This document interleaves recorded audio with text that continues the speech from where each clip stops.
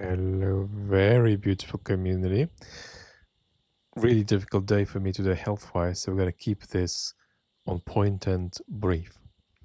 Now, of course, Trump is getting increasingly frustrated by the fact that Mr. Putin is revealing Trump's impotence. And this is especially frustrating because Trump can't unpaint the magical society he has painted, in which he has admitted himself and Putin as members. It's a very big emotional toll for Trump to give up on Putin, and he's not prepared to do that. But he's very frustrated with Putin. What's Trump's frustration about?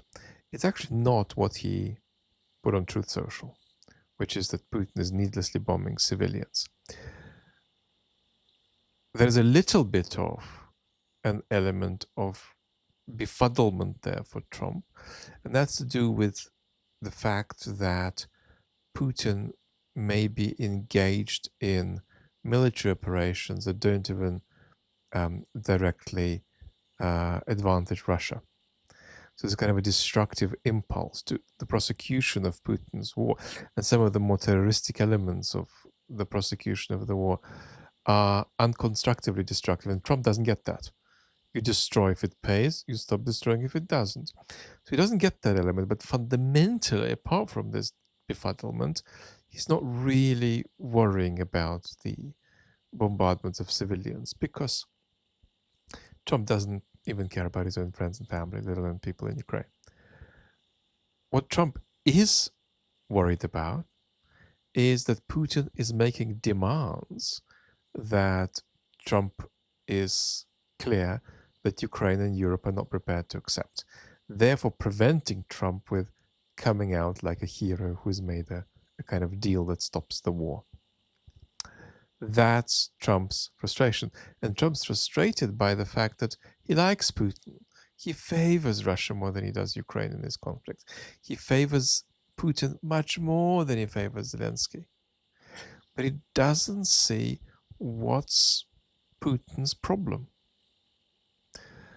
And in failing to see that, what he fails to see is that Putin sees the enormously pro-Russian deal that he may be open to contemplating as itself already a set of concessions. Well, you might say, well, what kind of concession is it if Putin wants a partial demilitarization of Ukraine and he wants control over territories that he shows no capacity to militarily conquer? What kind of big compromise is that? That's an extreme overreach, surely. Well, no, because Putin has no faith in Europe waking up, in Europe gaining agency.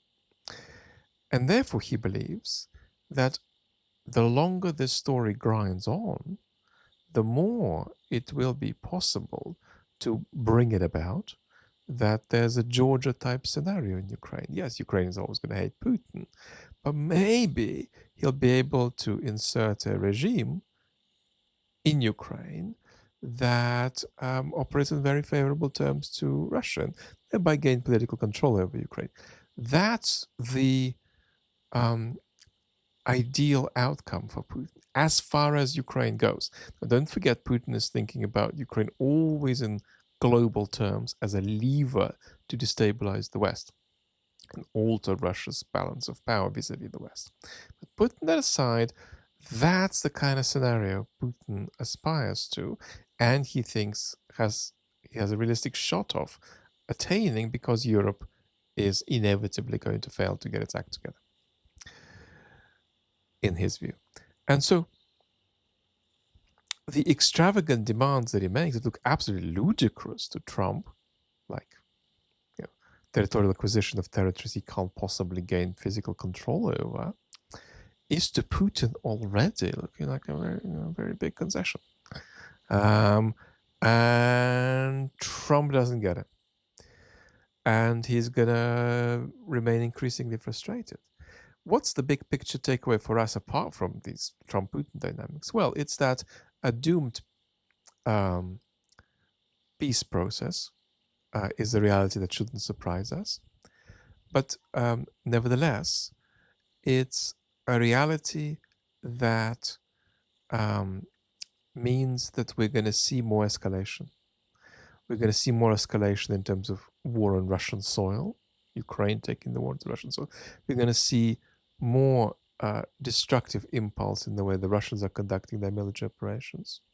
And we're going to see Russians engaging in more hybrid war activities on European territory. So we're in a dynamic now where there is going to be escalation, and we in the West don't have a solution to this. Our solution is to still wait it out and hope the situation fizzles out. And so, in a way, our solution is a very good way of sort of simmering on the escalatory dynamics of Russia's conflict with the West. Lots of love.